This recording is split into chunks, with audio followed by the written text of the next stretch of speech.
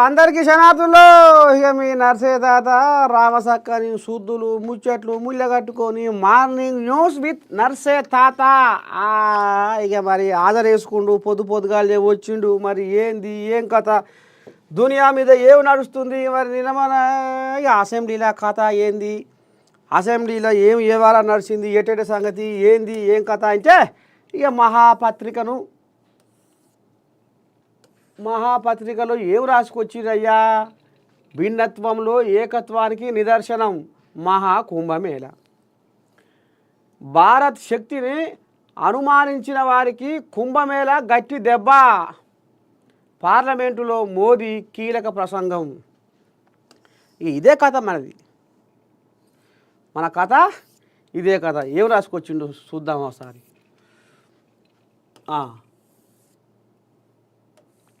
ఏదది ఎడ రాసిండు, ఎన్నో పేజీలు ఉంది. భిన్నత్వంలో ఏకత్వానికి నిదర్శనం మహాకుంభమేళ. అయ్యా మోడీ, భారత్ శక్తిని అనుమానించిన వారికి కుంభమేళ గట్టి దెబ్బ, చెంపదెబ్బ. పార్లమెంటులో మోదీ కీలక ప్రసంగం. మహాకుంభమేళ విజయం భిన్నత్వంలో ఏకత్వానికి నిదర్శనమని ప్రధాని మోదీ అన్నారు.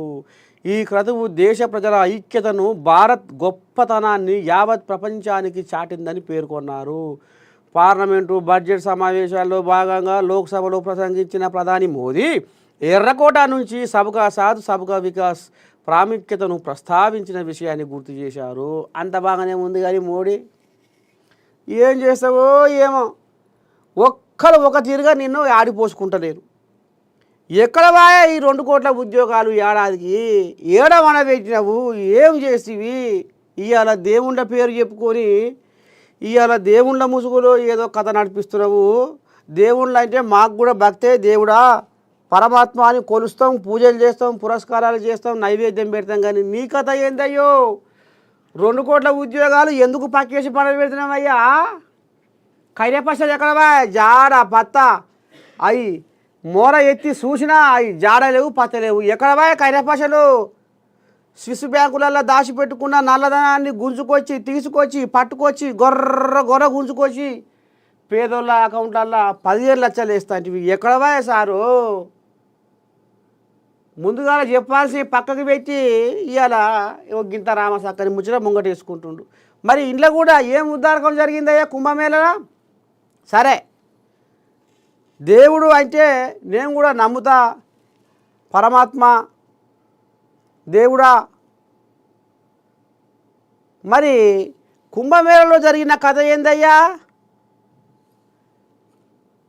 అయ్యో దేవుడా, ఇటు నీళ్లు లేక తాగనీకి, అటు టాయిలెట్లు లేక, ఇక మరి అందులోనే నీళ్ళని కలుషితం అయ్యి అందులో బ్యాక్టీరియా తయారయ్యింది. అందులోకి పోతే మరి షెడ్డో పడ్డో అందులో తానాలు జపాలు ఆచరిస్తే రోగాలు వస్తున్నాయి, చర్మ రోగాలు వస్తున్నాయి, దద్దుర్లు, పొక్కులు, బెందులు, ఈ రకంగా అవుతుంది కథ అని ప్రయాణికులు 6 బార్ అరుచుకునే సోషల్ మీడియా కోడై కూసే. సారు మరి ఏడబడినట్టు మీ యోగి? ఇప్పుడు 144 ఏళ్ళకు ఒకసారి ప్రయాగరాజులో కుంభమేళ వస్తుంది. కుంభమేళలో ఆనాడు ముక్కోటి దేవతలు మానవ రూపంలో భూమి మీద అడుగుపెట్టి త్రివేణి సంగమంలో స్నానం ఆచరిస్తే ఇక ఈ కుంభమేళ పుట్టుకొచ్చింది. ఇక మరి ఈ కుంభమేళలో పాపాలు చేసిన వాళ్ళు అందులోకి పోయి షెడ్డో పడ్డో తానం చేస్తే పాపాలు తొలగిపోతాయి అనేది భక్తుల నమ్మిక. మరి పోయిన వాళ్ళకు మీరు ఏం ఉద్దారకం చేసిరా? అక్కడ నీళ్ళల్లో బ్యాక్టీరియా చేరుకుంది, బ్యాక్టీరియా ఇంట్లో తయారయ్యింది నీళ్ళల్లో అని పాపం వాళ్ళు మన నేషనల్గా గ్రీన్ ట్రిబ్యునల్ కూడా వాళ్ళు కూడా దీనికి గిట్ల జరుగుతుంది, గిది కథ, గిది గిట్లా అని వాళ్ళు కూడా ఆంబాయం వెళ్ళబోసుకుర్రు. నీళ్ళు మొత్తం కలుషితం అయిపోయినాయి, నీళ్ళల్లో బ్యాక్టీరియా తయారయ్యింది. వీళ్ళకి ఏమైనా పశ్చే ఎటు సంపాదించుకోవాలి, కోట్లు కూడా పెట్టిర్రు. కానీ అక్కడ సౌకర్యాల మొత్తం ఫెయిల్ అయిపోయింది. ఇక ఈయన కనబడితే ఇప్పుడు జనాలకు మోడీ అంటే ఇప్పుడు జనాలకు గుర్తుకొచ్చేది 2 కోట్ల ఉద్యోగాలు ఏడాదికి.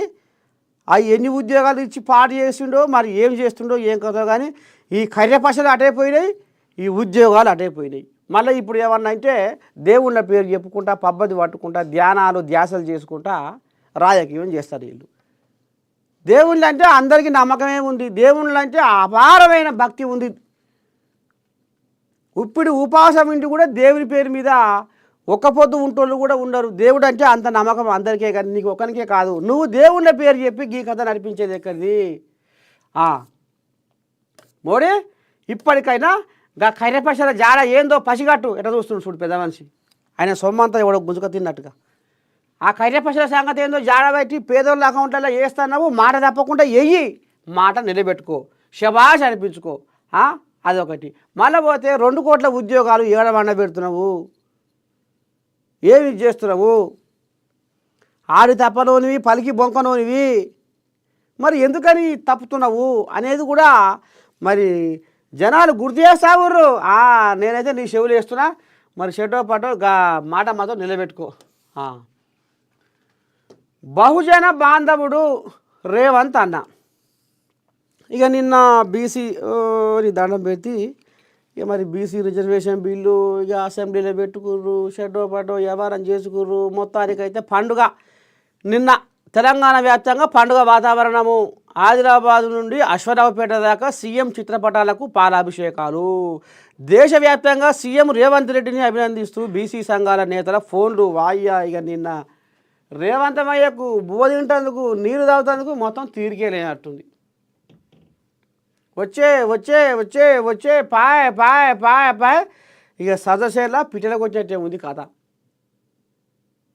బీసీ రిజర్వేషన్ బిల్లు మొత్తానికి ఇక ఇది పార్లమెంటుకు పోబోతుంది కథ. ఇక సారి చూద్దాం ఒక్కసారి ఈ బీసీ రిజర్వేషన్ బిల్లు మీద మరి చెడ్డో పడ్డో కొంతమంది ఏమనుకొచ్చిర్రు, ఏంది ఏ కథ అనేది ఒక్కసారి అరుచుకునే ప్రయత్నం చేద్దాము. దా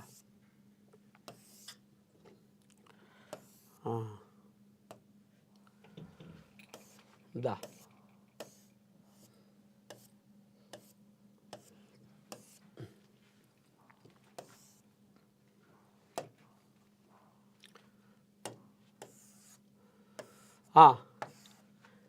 కాంగ్రెస్ పార్టీ ఆదిలాబాద్ ఇన్ఛార్జి కంది శ్రీనివాసరెడ్డి ఏం మాట్లాడుతుండు ఒక్కసారి మనం అరుచుకుంటే ఈ బీసీ 1932 తర్వాత బీసీ సోదరుల కులగణనను భారతదేశ చరిత్రలో ఏ ప్రభుత్వము కూడా బీసీల కులగణనకు పూనుకోలేదు. అలాంటిది బీసీ కులగణను దిగ్విజయంగా పూర్తి చేసి బీసీ సోదరుల పక్షపాతిగా కాంగ్రెస్ ప్రభుత్వం తెలంగాణలో రాహుల్ గాంధీ గారి బడుగు బలహీన వర్గాల ఎజెండాను అమలు చేస్తున్నటువంటి రేవంత్ రెడ్డి గారికి, బట్టి విక్రమార్క గారికి ఉప ముఖ్యమంత్రి, ఉత్తమ్ కుమార్ రెడ్డి గారికి, సీతక్క గారికి, పొన్నం ప్రభాకర్ గారికి, ఎమ్మెల్యేలకి, పోటీ చేసిన అభ్యర్థులకి, మా అందరికీ గర్వకారణంగా ఈ రోజు బీసీల రిజర్వేషన్లు 42% పెంచుతూ తెలంగాణ ప్రభుత్వం రేవంత్ రెడ్డి గారి నాయకత్వంలో ముఖ్యమంత్రి గారు నిన్న అసెంబ్లీలో తీర్మానాన్ని ఆమోదింపజేయడం, ఇది బీసీ సోదరులందరికీ కూడా గర్వకారణం. అందరు బీసీ సమాజానికి ఒక గొప్ప ఆశను, ఆకాంక్షలను రేకెత్తించింది, వారి యొక్క ఆకాంక్షలను ప్రతిబింబించింది. యావత్ తెలంగాణ సమాజం గర్వపడేలా చేసింది ఈ రోజు రేవంత్ రెడ్డి గారి కాంగ్రెస్ ప్రభుత్వం, మా ప్రభుత్వం, మన ప్రభుత్వం. అయితే ఇక ఊర్ల పొంట జనాలకు మీ నర్సే తాత కూతే చెప్తుండ్రులో ఇప్పుడు విద్యలో కానీ రాజకీయంగా కానీ ఉపాధి ఉద్యోగాలలో కానీ 42% రిజర్వేషన్లు, 42% రిజర్వేషను, బీసీ రిజర్వేషను ఈ రకంగా పెంచిర్రు. ఇక మరి అసెంబ్లీలో నిన్న బీసీ సంఘాల లీడర్లు కూడా వచ్చి ఇక పూల గుత్తులు, శాల్వాలు, మెమెంటోలు ఇక ఏంటియో తీసుకొచ్చిర్రు. మొత్తానికి రేవంతమయ్యా రామసక్కని నిర్ణయం తీసుకున్నావు అనేది కూడా ఇక మరి నిన్న అసెంబ్లీలో బీసీ కోల్యాగలు. ఇక మరి పెద్ద మనిషి Adilabad Congress party Adilabad assembly in charge మరి ఇక కంది శ్రీనివాసరెడ్డి కూడా ఈ రకంగా మొత్తానికి కొండంత పండుగ చేసుకోబోతున్నావు. ఇక మరి ఆయన పీసీసీ పేపర్ మహేష్ కుమార్ గౌడ్ కూడా ఇక ఊరూరా మొత్తం సంబరాలు సంబరాలు. ఇక డప్పు కొట్టుకుంటా సంబరాలు అంటే సంబరాలే, పండుగ అంటే పండుగ. ఇక మరి బోనాల పండుగ, బతుకమ్మ పండుగ కంటే ఇప్పుడు ఏదైతే ఇప్పుడు బీసీ రిజర్వేషన్ 42% పెంచుతున్నాం అనేది మాత్రము ఇది ఊరూరా మొత్తము పాకియాలే, ఎల్చిపారగొట్టాలే. మొత్తానికి కాంగ్రెస్ సర్కారు ఈ రకంగా చేసింది అనేది మూలకున్న ముసలమ్మ దాకా తెలవాలి ఈ మతలబ్ అనేది. ఇక మరి పండుగ చేసుకుంటారట రేపటి సంది గ్రామాన. మొత్తానికి బీసీల నోరు మూసి రాజ్యాధికారం దోసి, బీసీల నోరు మూసి రాజ్యాధికారం దోసి, అంతట ముందడుగేసి బీసీల వెనక తోసి, అరెరెరెరెరెరెరెరెరెరె అగ్రకులా అధికార పాలనేందిరా, ప్రతినిత్యము బీసీల రోదనేందిరా. ఇక గిసబోని తరీక ఉన్న బతుకులు బీసీ బతుకులు ఇక ఇప్పుడు ఇక మాకు 42% రిజర్వేషను, మాకు విద్యలో ఉద్యోగాలలో, ఇక రేపు ఈ స్థానిక సంస్థల ఎలక్షన్లలో, జెడ్పీటీసీ ఎంపీటీసీ ఎలక్షన్లలో మాకు 42% బీసీ రిజర్వేషను పెంచినందుకు అని ఇక ఈ రకంగా పండుగలు పబ్బాలు చేసుకుంటా పాటలు పాడుకుంటా మొత్తానికి కాంగ్రెస్ పార్టీ వాళ్ళు సంబరాలు చేసుకోవాలి ఊరూరా అనేది మాత్రము ఈ రకంగా చెప్పుకొస్తుర్రు. చూద్దాం మరి రేపటి సంది ఎంతమంది పండుగలు చేసుకుంటారు, ఏంది ఏం కథ. మొత్తానికి అసెంబ్లీలో ఇక ఈ పండుగ మాత్రము బ్రహ్మాండంగా నిన్న పూల గుత్తులతోటి శాలువాలతోటి రామసక్కదనంగా జరిగింది. అయితే ఇప్పుడు మనము ఇక్కడ ఇంకొక ముచ్చట మతం తెలుసుకోవాలనుల్లా. సరే, ఇదొక ఎత్తు. ఏది? బీసీలకు 42% రిజర్వేషన్ పెంచిర్రు, షెడ్డో పాటో మాట్లాడుకుర్రు, అసెంబ్లీలో ఈ బిల్లు పెట్టుకున్నారు. అయితే ఇప్పుడు ఒక కోడియాగం తీసుకొస్తా. ఇప్పుడు ఆ కోడియాగం ఎందుకు తీసుకొస్తున్నా ఏమిటికి అంటే, ఇప్పుడు జనాలు ఏం కోరుకుంటారయ్యా, మా ఆడకట్టు బాగుపడాలి, మా ఊరు బాగుపడాలి, మా మండలం బాగుపడాలి, మా ఇలాగ బాగుపడాలి అని ఈ రకంగా జనాలు ఓట్లేసి నాయకుడిని ఎన్నుకొని అసెంబ్లీకి పంపిస్తారు. మరి అసెంబ్లీలో ఆయన చేయాల్సిన పని ఏంది? ఏం మాట్లాడాలి, దేని గురించి మాట్లాడాలి, దేని మీద కొట్లాడాలి అంటే ప్రజల సమస్యల మీద కొట్లాడాలి. మా ఇలాకకు ఇగో గీ పని కావాలి, ఇగో మా ఏరియాకు ఇగో గీ ప్రాజెక్టు రావాలి, ఇగో మా నియోజకవర్గానికి ఇగో గీ దవాఖాన కావాలి, ఇగో గీ బడి కావాలి, ఏదో ఒకటి మా ఇలాకకు ఇది కావాలి అనేది కొట్లాడాలి. ఎవరు? జనాలు ఎన్నుకొని గెలిపించిన ఎవరైతే ఎమ్మెల్యే ఉన్నాడో నాయకుడు, ఆయన అసెంబ్లీలో కొట్లాడాలి. అయితే ఇప్పుడు ఈ ముచ్చట నేను ఎందుకు చెప్తున్నానయ్యా అంటే చూద్దాం. ఇప్పుడు ప్రజాపాలన అనే కాంగ్రెస్ వాళ్ళు అంటుర్రు. ఇక మరి ప్రజాపాలనలో వీళ్ళు ఏమంటుర్రు, బీఆర్ఎస్ కోయిలాగలు ఏమంటున్నాయి, గతంలో ఏమన్నాయి, ఎటట సంగతి ఏంది ఒక్కసారి అరుచుకుందాం. ఎటో పాయే దా.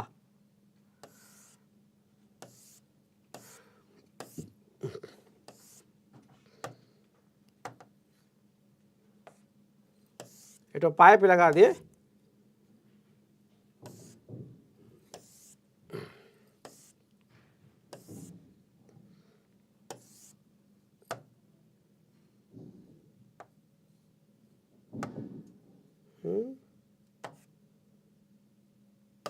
ఇది బోర్డు.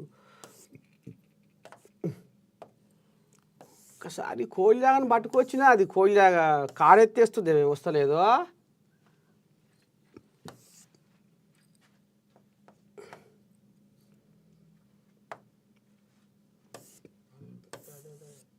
ఇదా ఏది?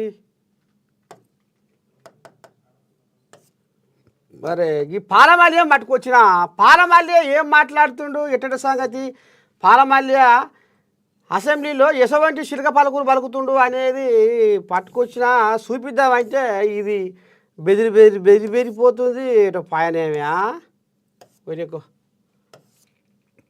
దొరుకుతలేదుగా ఇక ఫోన్లన్నా వినిపిస్తా ఏం చెప్ప అయితే ఈ కోడిలాగా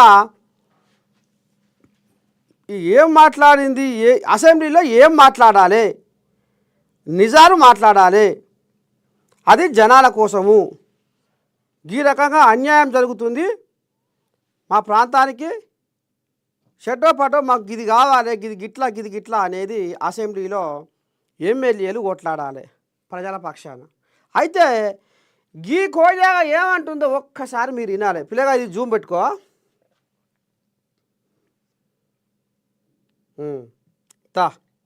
దా పాలమల్య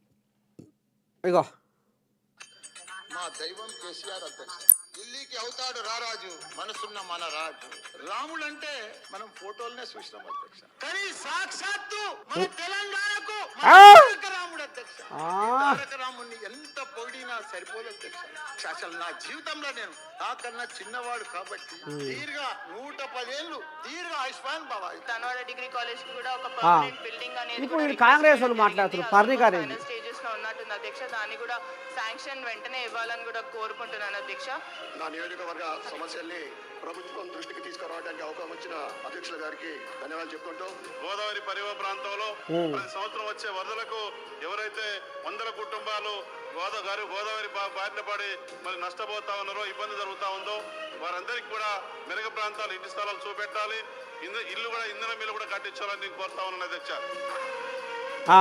మరి ఇక్కడ మన పాలమల్య ఏం మాట్లాడుతుండు ఇగో ఢిల్లీకి అవుతాడు రారాజు మన రాజు రాముడు అంటే మనం ఫోటోలనే చూసినాం అధ్యక్ష సాక్షాత్తు మన తెలంగాణకు మన తారక రాముడు అధ్యక్ష ఈ తారక రాముడిని ఎంత పొగిడినా సరిపోదు అధ్యక్ష అసలు నా జీవితంలో నేను నాకన్నా చిన్నవాడు కాబట్టి దీర్ఘ 110 ఏళ్ళు దీర్ఘ ఆయుష్మాన్ బాబా తనవాడ డిగ్రీ కాలేజ్ కి కూడా ఒక పర్మనెంట్ గిరి కథ ఇక దీది ఎవరైనా మెచ్చుతారా ఎవరన్నా మెచ్చుతారా ఏమన్నా అందసందం ఉందా అసెంబ్లీలో మాట్లాడాల్సిన మాటలేనా ఒక రాజ్యాంగబద్ధమైన ఒక శాసనసభలో చట్టాలను చేసే ఒక శాసనసభలో అసెంబ్లీలో గీ తరీకనా ఆయన అట దేవుడు అట మరి దేవుడైతే పోయి రోజు పోయి ఫామ్ హౌస్ కాడికి పోయి కాళ్ళు ముక్కు కానీ శాసనసభలో జనాలు మా గోస తీర్చు మా బతుకు వెలిగించు మా కష్టాలు ఎడవాపు మా ప్రాంతాన్ని అభివృద్ధి చేయి అని నిండు శాసనసభలో కూర్చోబెడితే కేసీఆర్ రా దేవుడు తారక రాముడు ఏమనుకుంటున్నాము ఇసో కొంచెం మొనగాడు లేడు తెలంగాణలో అంటే ఆయన ఇట పెట్టుకొని ముసి నవ్వుతుండు ఆయన రామే కేసీరావు గౌరాల కొడుకు రాములు ఇట నవ్వుతుండు ముసి గట్టెట్టంటవే అరే నేనేం దేవుడినే జనాలు గెలిపిస్తేనే కదా జనాలు ఆశీర్వదిస్తేనే కదా నేను కూడా నీలాగానే వచ్చి ఇక్కడ కూర్చున్నా వద్దొద్దు మనకు పొగడతారు వద్దు దేవుళ్ళతోటి మమ్మల్ని మా కుటుంబాన్ని పోల్చకూరి అని షెడ్డో పడ్డో మాట అనొచ్చుగా మీది మాటకైనా ఊర్లో పోయిన జనాలు మీనే సీనే అన్నట్టుగా కొంత కథ నడిపిస్తారు ఏదో అలా అవసరం వెళ్ళే కొద్దీ మరి ఘటనన్నా ఇక వద్దు మళ్ళా వద్దు మాట్లాడక ఏంది అది మమ్మల్ని మా కల్వకుంట్ల కుటుంబంలో మీరు దేవుడితో పోలుస్తున్నారు ఎవరు దేవుడు ఏంది ఏం కథ వద్దే జర్రా ఎప్పుడు చూడు ఇదే భాగవతం అసెంబ్లీలో పాలమల్య ఎప్పుడు చూడు ఇక ఇటు కేసీరావును పొగుడు ఇటు రావులను పొగుడు అటు హరీష్ రావును పొగుడు ఇదే సరిపోద్ది గెలిపించిన జనాలు మరి ఇక వాళ్ళు ఏమంటుర్రో ఏం కథో కానీ మొత్తానికి పాలమల్లే మాత్రము ఇక గీ దుకాణమే అసెంబ్లీలో మాత్రం గీ దుకాణమే ముంగటేసుకుంటాడు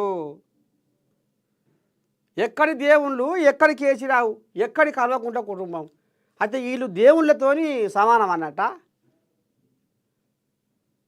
ఇక గిసోంటి ఉద్దారకం రెండు ముచ్చట్టు మా ఇలాఖ గురించి మాట్లాడయ్యా అంటే ఆయన దేవుడు ఈయన దేవుడు ఇగో గిసవంటి కథలు గిసవంటి వ్యవహారాలు పారమల్లే భాగవతం అసెంబ్లీలో ఒక గసవంటి పలుకులు పలుకుతుర్రు. అదే కాంగ్రెస్ వాళ్ళు మాకు దవాఖానా కావాలి, మాకు షెడ్డో పడ్డో ఇది కావాలి. ఇంకా గోదావరి వరదలు ఉప్పొంగిపోతే అక్కడ జనాలు మొత్తం అస్తవ్యస్తం అయిపోతుంది అక్కడ జనజీవనం. అగో గదేందో మాకు జర సై అయ్యేది. వాళ్ళే కాదు ఎవరైనా అసెంబ్లీలో జనాలు ఎన్నుకొని మిమ్మల్ని అలా కూర్చోబెట్టారు కాబట్టి జనాల కోసం మీరు మాట్లాడాలి, జనాల సమస్యల మీద మాట్లాడాలి, జనాల సమస్యల మీద సర్కారును నిలదీయాలి, మాకు ఇది కావాలని కొట్లాడాలి. కానీ పబ్బతి పట్టుకుంటా ముసి నవ్వుకుంటా ఈ కథలు ఏంది ఈ కథలు అసెంబ్లీలా. ఇక పోతే దా ఇంకేముంది ఇలా. సరే ఇప్పుడు మనము వీళ్ళనే తీసుకుందాం, నమస్తే తెలంగాణని తీసుకుందాం. ఏముందయ్యా ఇలా తెలంగాణ ఇమేజీ నేషనల్ డ్యామేజీ.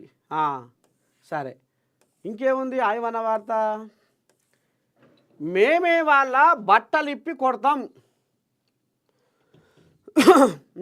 మంచిదే ముంగటేసుకోరు.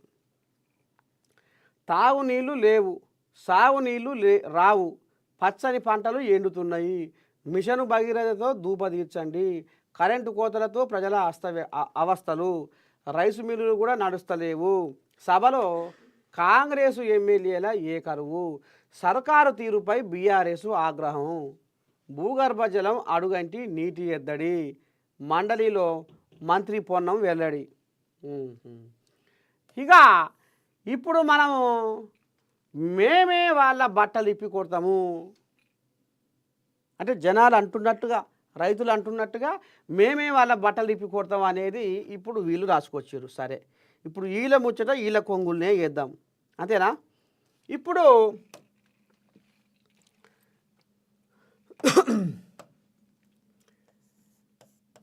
కరీంనగరు,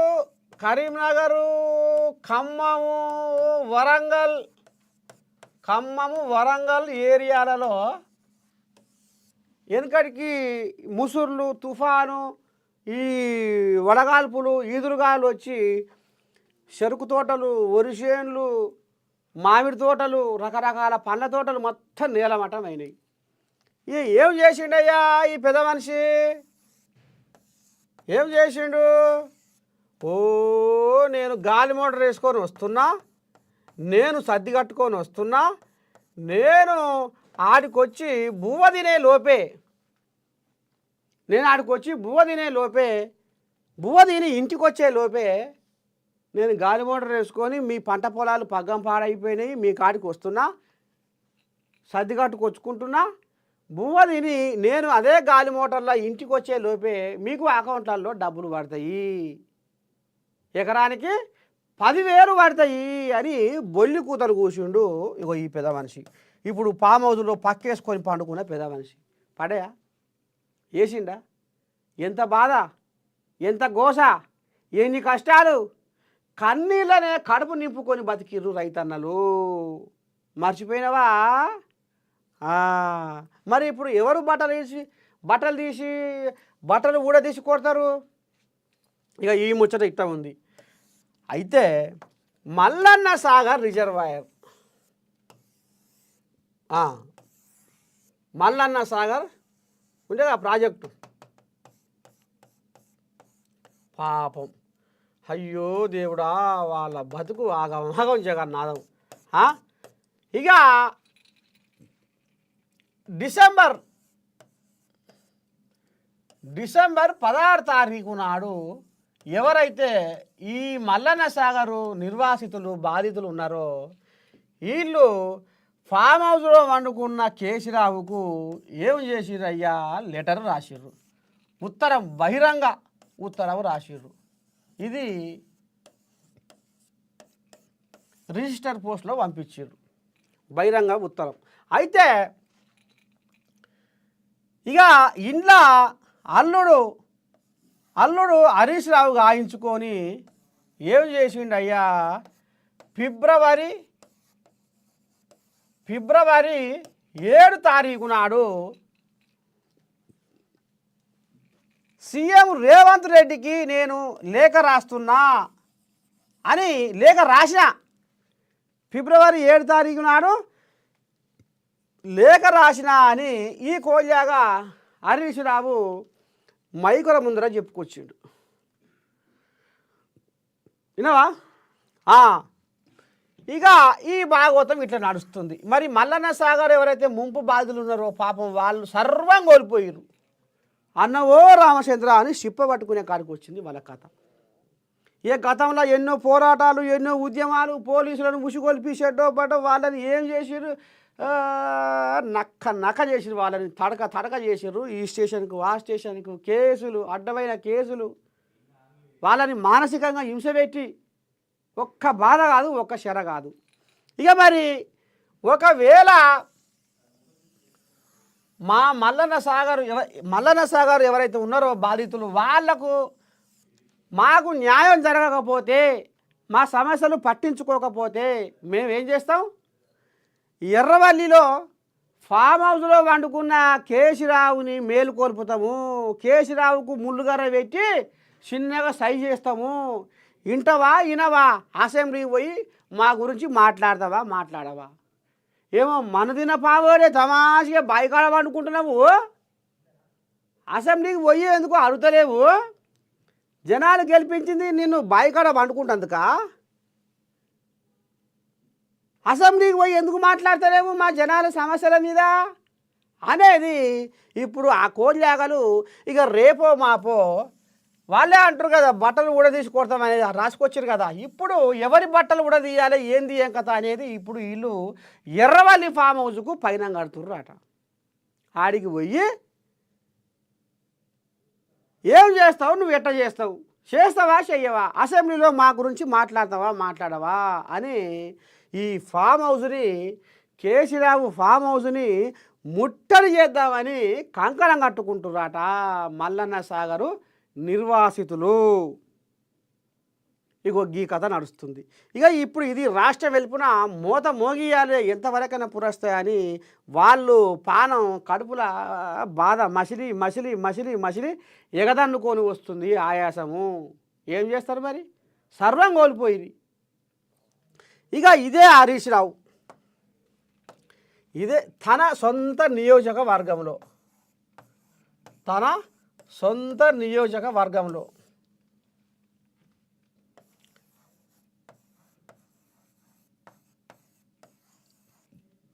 అంతగిరి అని ఒకటి, రంగనాయక సాగర్ అని ఒకటి, వీటి గురించి మాత్రము పట్టించుకున్న పాపాన పోతలేడు. ఏది ఈ ప్రాజెక్టుల బాధితుల గురించి మాత్రము అసలు అది అసెంబ్లీలో ఊసు లేదు, పాసు లేదు. ఇటు మరి ముఖ్యమంత్రికి మల్లన్న సాగర్ నిర్వాసితుల గురించి నేను ముఖ్యమంత్రికి లేఖ రాసినా అని చెప్పిన మునగాడు మరి అసెంబ్లీలో ఎందుకు మాట్లాడతలేడు? ఆ రాగం ఎందుకు ఎత్తుకుంటలేడు?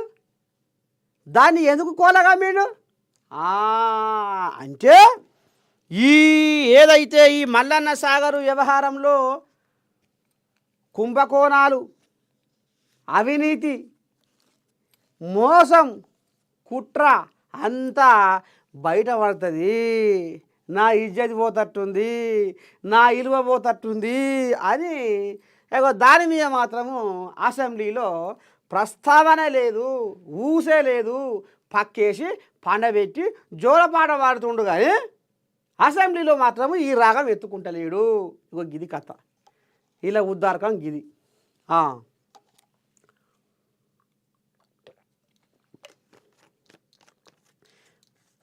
మరి ఈయన సొంత నియోజకవర్గంలో ఏదైతే అంతగిరి, రంగనాయక సాగర్ల గురించి, వీళ్ళ బాధితుల గురించి, ఈ నిర్వాసితుల గురించి ఎందుకో లేఖ రాయలేదు? ఈయన సొంత విలాకనే కదా. ఇక్కడ మల్లన్న సాగర్ నిర్వాసితుల గురించి లేఖ రాసినా, నేను పోరాడుతున్నాను చెప్పుకుంటేందుకు, నేను ఇంతో అంతో కష్టపడుతున్నాను చెప్పుకుంటేందుకు, మళ్ళీ అసెంబ్లీలో మాత్రం అది ప్రస్తావన ఉండదు, ఆ ఊసే లేదు, ఆ పాసే లేదు.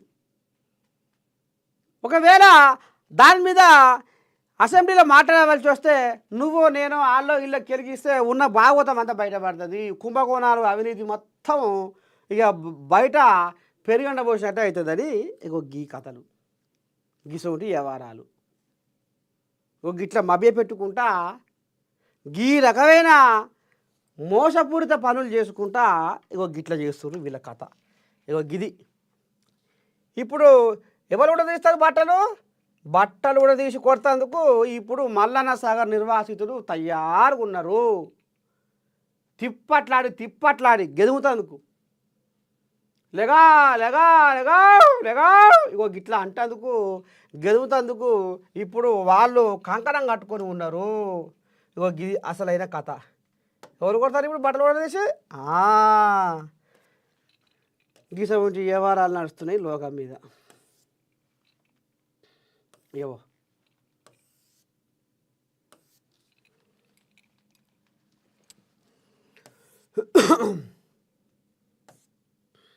దా జ్యోతియా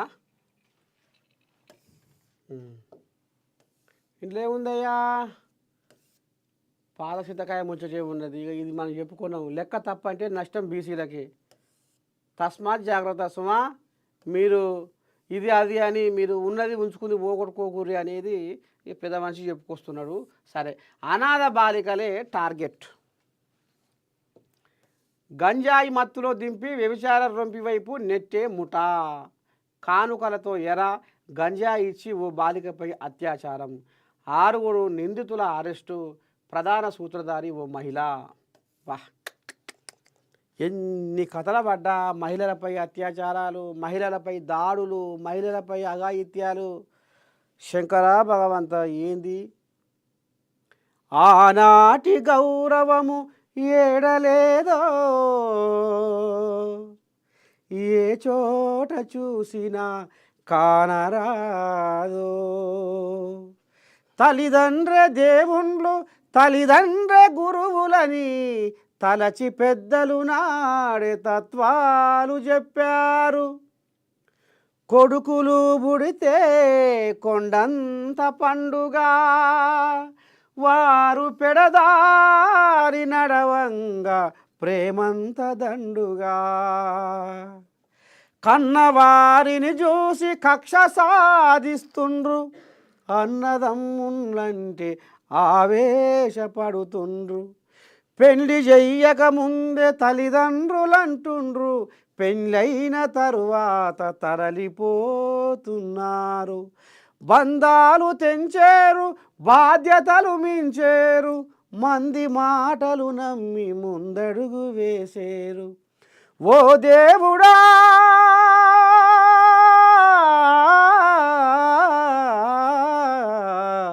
ఇది ఏమి చిత్రమయ్యా, ఈ జనము రాతెట్ల రాస్తివయ్యా. ఇగో ఈ సిగ్గి తప్పినోళ్లకు, ఈ లజ్జ తప్పినోళ్లకు ఎందుకు లజ్జ, ఎందుకు సిగ్గి, ఎందుకు లేదు, ఏం కథ? అయితే వరంగల్ అనాథ బాలికలను టార్గెట్గా చేసుకొని వారికి గంజాయి అలవాటు చేసి వ్యభిచార కూపంలోకి దింపేందుకు యత్నించే ఓ ముఠా గుట్టును వరంగల్ పోలీసులు రట్టు చేశారు. ఓ బాలికకు గంజాయి అలవాటు చేసి తన ముఠా సభ్యుడు అత్యాచారానికి పాల్పడడానికి సహకరించిన గ్యాంగ్ లీడరు రామసక్కని తల్లేనట. రామసక్కని తల్లే గ్యాంగ్ లీడరు ఓ మహిళ కావడం గమనార్హం. మంగళవారం ఏర్పాటు చేసిన విలేకరుల సమావేశంలో వరంగల్ పోలీస్ కమిషనర్ సన్ప్రీత్ సింగ్ ఈ కేసు వివరాలను ఈ రకంగా బయట తీసుకొని వచ్చిండు. అనాథ బాలికలే టార్గెట్. అడుగడుగున అనాథలు, ఆడపిల్లలు రోడ్ల మీద పోతుంటే కూడా ఇప్పటికీ వక్రబుద్ధులే, ఇప్పటికీ అక్రమ సంబంధాలే. అసలు ఏంది ఇన్ని చట్టాలు తెచ్చినా ఏది మానవ మృగాలు మరి ఎందుకు ఈ రకంగా ఇంకా చెలరేగిపోతున్నాయి? ఈ మనుషులెన్నడూ మారుతారో, వీళ్ళ బతుకులేమో తారుమారో. వక్రబుద్ధులతోటి అక్రమ సంబంధాలతో ఆగమవుతుండ్రో. అదుపు తప్పి సిగ్గు లజ్జ విడిసి దినదినము దిగజారుతుండ్రు. ఈయన పెళ్ళని అంటే నాకేమో ఇక మోడు మాట అంటేనేమో ఇక మరి ఇక ఏమో అనిపిస్తట్టుంది. ఈయన పెళ్ళానికి ఆయనే, ఆయన పెళ్ళానికి ఈయనే సోషల్ మీడియాలల్లో జర్రంతా లిఫ్ట్కి పెట్టుకొని ముద్దుగా కనపడగానే ఆయన ఈమెకు ఇక ఈమె ఓ అమ్మ సోగ్గాడు మంచిగుడు కదా, ఈమె ఆయనకు రామా రామా రామా రామా చెప్పవశంగాని ముచ్చట్లు. అక్రమ సంబంధాలు అట్లే పెరిగిపోతున్నాయి. కుటుంబాలే బజార్లో పడుతున్నాయి. ఇవాళ ఆగం ఎటుగాని తీరు. పోరగాళ్ళు పుట్టినాక కూడా ఈ రకంగా పిల్లలు పుట్టినాక కూడా ఇగో గిసవంటి కథలు నడిపిస్తున్నారు లోకం మీద. ఆఖరికి వసరకాల అనాథ బాలికలే టార్గెట్. పాపం అయ్యమ్మ లేని పిల్లలకు ఈ రకంగా ఇగో ఈ ముదనాష్టంది గట్ల పోరగాళ్ళని ఆడపిల్లని అభంశుభం తెలియని పాపం చిన్న వయసులోనే వాళ్ళకు గంజా ఇచ్చి ఇంకో ఈ రకంగా గింత దారుణానికి ఒడిగాడుతున్నారు. మార్పు చల్లకుండా ఎటువంటి చట్టాలు తీసుకొచ్చినా చేసుకొచ్చినా కానీ మారతలేరు. మరి వీళ్ళకు కొసకు మరి ఉరిపెట్టాలా, ఏం చేస్తే బాగుంటుంది అనేది కూడా దీని మీద మరి సర్కారు ఆలోచన చెయ్యాలి. ఇంకా ఏ రకమైన కఠిన శిక్షలు ఉండాలి. అప్పుడెప్పుడు పాపం ఆమె ఏం పేరు విన్నా, ఆమె పేరు డాక్టర్ అమ్మ, వెటనరీ డాక్టర్ అమ్మ, నలుగురిని మొత్తం గజ్జయిరు ఊకే పీడవద్ది. ఇసవంటి ఈ కలుపు మొక్కలు మొత్తం పగ్గం పాటు చేయరు. యాడ ఇదైతే మొత్తం అని ఇదే పని పెట్టాలి. ఆడనే నడి రోడ్డు మీదనే కథం పిచ్చని కాల్చినట్టే కాలవాలి. అవో గట్లయితేనే ఏమన్నా లజ్జ సిగ్గి వస్తుందేమో అని నేనైతే అనుకుంటున్నా. ఇంకా ఈ కథ ఇది. బెట్టింగ్ యాప్లపై ఫైటింగు. ఏడికి దిగజారిపోతుంది చూడు లోకము. సోషల్ మీడియాలో భారీ స్పందన. ఇన్ఫ్లుయెన్సర్స్లు నాకేమో నాలుగే మలతలేదా పిల్లగా. ఇన్ఫ్లుయెన్సర్లు జాగ్రత్త, కాసులకు కకృతిపడి మోసపూరిత యాప్లకు ప్రచారం చేస్తే కటకటాలే. ఒకే రోజు 11 మందిపై కేసులు, నోటీసులు. మంచు లక్ష్మి పైన కేసుకు రంగం సిద్ధం. కేసుల భయంతో దిగొస్తున్న ఇన్ఫ్లుయెన్సర్లు ప్రచారం చేయబోమంటూ సెల్ఫీ వీడియోలు. బాధితులంతా ఫిర్యాదు చేయాలన్న సజ్జనారు. ఇగో ఇది బెట్టింగ్ యాప్లకు వ్యతిరేకంగా సీనియర్ ఐపీఎస్ టీజీఎస్ ఆర్టీసీ ఎండి సజ్జనార్ ప్రారంభించిన ఉద్యమం ఉధృత రూపం దాల్చింది. మోసపూరిత యాప్ల తరపున ప్రచారం చేస్తున్న సోషల్ మీడియా ఇన్ఫ్లుయెన్స్పై కేసులు నమోదవుతున్నాయి. ఇగో గిది ఆన్లైన్లో ఇగో ఈ రకంగా మోసపూరిత ఏదైతే యాప్లు ఉన్నాయో వీటికి యువత గిట్ల వ్యసనంగా బానిసలై ఈ రకంగా మార్చుకొని నిలువున జీవితాలను ఆగం అవుతుర్రు, ఇంకొంతమందిని ఆగం చేస్తుర్రు. ఇక మరి వీళ్ళకు ఎట్లా ఇదవుతుందో ఎట్లా ఇది చేసుకుంటారో కానీ మొత్తానికైతే ఒగ్గిసోని కథలు నడుస్తున్నాయి. మీకు ఒక ముచ్చ చెప్పాలి ఇప్పుడు. ఇదే నా పిల్లగా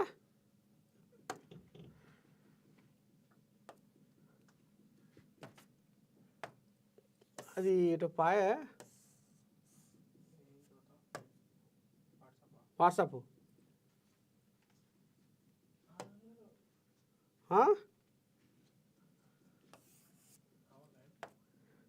ఏది వాట్సాప్ ఏది అది? సరే, ఇప్పుడు చౌటుప్పల్ ఇలాకాలో జరుగుతున్న ఒక కథ మీకు చెప్పాలి.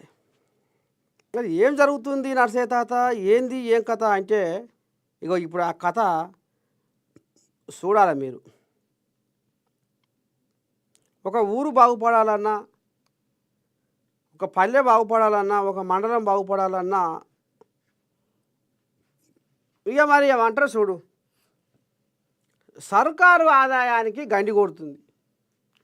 ఒక పెద్ద మనిషి సర్కారు ఆదాయానికి గండి కొడుతుండు. ఇప్పటికే సర్కారు సంతకపేటలో శాసకాన లేక 30 తిప్పల పడుతున్నా అసలు ఏం చేయాలో ఎట్లా చేయాలో నాకు తెల్లదాకా నిద్ర పడతలేదు. ఈ తెలంగాణ సంసారాన్ని ఎట్లా ఎల్లదీయాలి? కేసీరావు చేసిన అప్పుల కుప్ప, ఈ కుప్పకు నేను 6,500 కోట్లు నెలకు మిత్తే కడుతున్నా, నా నడ్డి ఇరిగిపోతుంది వడ్డీ కట్టలేక అని రేవంత్ అయ్యే ఓ దిక్కుగా కొలుబ్బెడి చెప్తుంటే, ఇగో షౌటుపల్లో ఉన్న ఒక శుద్ధ పూస, ఒక పెట్రోల్ బంక్ ఆయన, ఇగో రషీద్ అనేట ఆయన ఏం ఉద్దారకం చేసిండయ్యా అంటే, ఆస్తి పన్ను ఎంత 2,70,000 బకాయి ముసవాన వేసి తమాషగా పక్కేసి పాడబెట్టిండు. ఇక కడతలేడాయి మొండెత్తం వేసిండు. ఏం నువ్వు సర్కారు ఆదాయానికి గండి కొట్టినట్టే కదా. ఇక ఒక్కసారి ఇక వీళ్ళు మున్సిపల్ అధికారులు ఏం చెప్తారో చూడు.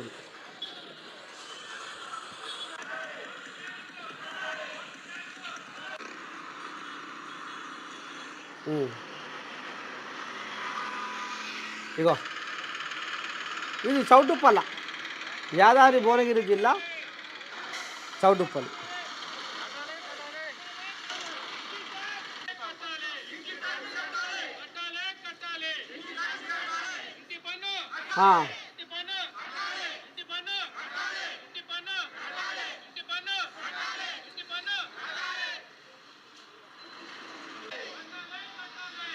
మున్సిపల్ అధికారులు వచ్చి ఆ పెట్రోల్ బంకులో జొరబడి ఇంటి పన్ను కట్టవా అని ఈ రకంగా మున్సిపల్ అధికారులు వచ్చి ఆడ మరి తిష్ట చేసి ఇక ఈ కథగా అందిస్తున్నారు.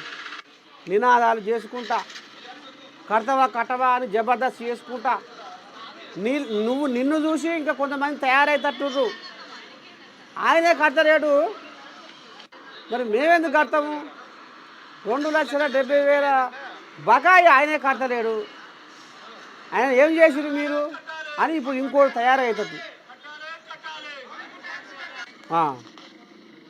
గిట్లా ఇక మరి ఈయన ఇప్పుడు సర్కారు ఆదాయానికి గండి కొట్టినట్టే కదా. కర్మాలు గల్ల మొగోని కంబట్ల కట్టి భుజం మీద వేసుకుంటే జారి వీధిలో పడ్డట్టు, ఇగో మంచోడు అంటే ఎంత పని చేసి ఏ ఉద్దారకం జరుగుతుందో చూడు.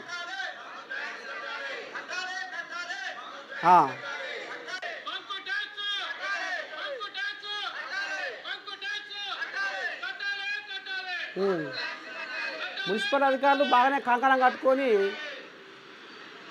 పాలక సంఘం అండి. చెప్పమ్మా. మహమ్మద్ అబ్దుల్ రషీద్ గారిది పెట్రోల్ బంక్. దీనికి సంబంధించి 3 సంవత్సరాల నుంచి ఇంటి పన్ను అనేది పెండింగ్ ఉంటా ఉన్నది. ఓవరాల్ గా చెప్పడం జరిగింది. Ward officer, bill collector regular గా ఫాలో అప్ చేయడం అనేది జరిగింది. ఓవరాల్ గా చెప్పడం జరిగింది. అండ్ నోటీస్ కూడా ఇవ్వడం జరిగింది. అయినా గానీ వీరి దగ్గర నుంచి ఎటువంటి స్పందన అనేది లేకపోవడం వల్ల వీళ్ళు ఇచ్చే పన్నుల వల్లనే మున్సిపల్ యొక్క అభివృద్ధి అనేది జరుగుతుంది. పురపాలక సంఘం యొక్క అభివృద్ధి అనేది జరుగుతుంది. అభివృద్ధి పనులన్నీ కుంటుపడిపోవడానికి కారణం పన్ను సరిగా చెల్లించకపోవడం. ఇది పన్ను చెల్లింపుదారులకు తెలియజేయడం కోసము, అలాగే పెట్రోల్ బంక్ యజమానుల దగ్గర నుంచి సమాధానం కోసం కూడా చౌటుప్పల్ కమిషనర్ గారి ఆదేశాల మేరకు మరియు ప్రత్యేక అధికారి ఆదేశాల మేరకు ఇక్కడ పెట్రోల్ బంక్ దగ్గర మేము బైఠాయించడం జరిగింది. వీరి దగ్గర నుంచి పన్ను వసూలు చేయడము లేదా వారి దగ్గర నుంచి సమాధానం మేము ఎక్స్పెక్ట్ చేస్తున్నాము. వారి దగ్గర నుంచి స్పందన వచ్చేంత వరకు మేము ఇక్కడ బైఠాయించి మా యొక్క నిరసనని పన్ను చెల్లించవలసిందిగా మేము వారిని అభ్యర్థిస్తా ఉన్నాము. పన్ను వచ్చేసి 75,000 చిల్లర ఉందండి. అంటే మేము నోటీస్ ఇచ్చాము. మీరు ఇప్పుడే నోటీస్ ఇచ్చేసి మమ్మల్ని టైట్ ఎలా చేస్తారు అని అడుగుతా ఉన్నారు. కానీ మేము జనవరి నుంచి వాళ్ళని ఫాలో అప్ చేస్తానే ఉన్నాం. రెగ్యులర్ గా మేము అడుగుతానే ఉన్నాం. కానీ ఎటువంటి స్పందన అనేది అయితే మేము ఆయన దగ్గర నుంచి చూడలేదు. అందుకని ఈ రోజు మున్సిపల్ అధికారులు, ఆర్ఏ గారు, ఆర్ఓ గారు, మేనేజర్ గారు అందరూ వచ్చి ఇక్కడికి రావడం అనేది జరిగింది. మున్సిపల్ సిబ్బందితో ఇక్కడ బైఠాయించడం అనేది జరిగిందండి. పరిధిలో ఇలా చాలా ఉన్నవి. బకాయిదారులందరికీ నోటీసులు అనేది జారీ చేయడం జరిగింది. వారి దగ్గర నుంచి నోటీస్ జారీ చేసినప్పుడు కొంతమంది స్పందిస్తా ఉన్నారు. స్పందించిన వాళ్ళ ఇంటి ఎదుటన ఇలానే బైఠాయించి వాళ్ళ దగ్గర నుంచి సమాధానం అనేది రాబట్టడం, పన్ను అనేది పే చేయించడం అనేది జరుగుతూ ఉన్నది. గిరి కథ మొత్తానికి చౌటుప్పల్లో రషీదు అనేట ఆయన ఇగో గీ ఉద్దారకానికి ఉడిగట్టిండు. మరి ఎట్లా ఇప్పుడు అందరం కలిసి నపరొక రూపాయి ఆడ వేస్తేనే కదా పోగయ్యేది, షెడ్డో పడ్డో ఒక వ్యవహారానికి ఖర్చు పెట్టేది. ఇక మరి నువ్వు ఈ రకంగా చేసి ప్రకృతిలో నివసించే ప్రాణులు ఎన్నో ఉన్నా ప్రతి జీవి తన పొట్ట కొరకే తిప్పలబడుతుంది. కానీ ఇంకో గిసవంటోళ్ళే కోట్లు ఉన్నా కోరిక పుడుతుంది అంటే మరి గిసవంటోళ్ళు ఈ రకంగా గండి కొట్టే వ్యవహారం చేసి నానబెట్టి మరి గిట్ల ఉద్దారకం చేస్తే ఎట్లా బాగుపడుతుంది? ఊరెట్లా బాగుపడుతుంది? పట్టణం ఎట్లా బాగుపడుతుంది? అందరు ఇప్పుడు నిన్ను చూసి రేపు ఇంకోటి తయారవుతాడు, రేపు ఇంకోటి తయారవుతాడు. ఏమన్నా అంటే ఆయన కట్టిన ఆడమ్మా ఇట్లా. ఇగో ఈ రకంగా తీగరాగాలు తీస్తారు, జనాలు మరలబడతారు, ఎదురు మలుతారు. ఆయన ఏం చేసినావు, మా ఇంటికి వచ్చినావు అంటారు. మరి ఈ ఉద్దారకం నువ్వు 2,70,000 బకాయి నువ్వు పెట్టి తిరుగుతున్నావు అంటే మొగోని చౌటుప్పలు ఇలాగలా ఏమన్నా అందం సందం ఉందా అని వ్యవహారం అని ఇయ్యారా నేను ప్రశ్నిస్తూ ఉంది. ఇప్పటికైనా మరి ఈ రషీదు షెడ్డో పడ్డో మరి ఎవరైతే మున్సిపల్ శాఖ అధికారులు మరి గా రకంగా ఇంకా కూడా మర్యాదతోటి వాళ్ళు మెసులుతుర్రు, మాట్లాడుతుర్రు. ఇక ఈ పంచాయతీ ఇక మరి తొండముదిరి ఊసరెల్లి కాకముందుకే షెడ్డో పడ్డో రషీదు మరి ఈ రకంగా బిల్లు కట్టి రసీదు తీసుకోవాలి అని నేను మనస్ఫూర్తిగా కోరుకుంటుంది. ఇది కథ. మొత్తానికైతే ఇవాళ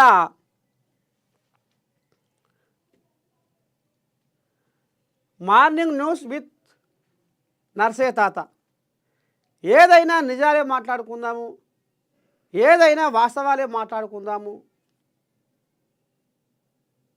లోకం మీద జరుగుతున్న అయితే వ్యవహారాలు ఉన్నాయో అవి మరి ముచ్చట్లు ముళ్ళగట్టుకొచ్చి పొద్దుగాలే మరి మార్నింగ్ న్యూస్ విత్ నర్సయ్య తాత నేను ద్వారా మీకు అందిస్తా. ఇంకా కూడా లోకం మీద ఏం జరుగుతున్నాయి, ఏంది ఏం కథ అనేది కూడా మనము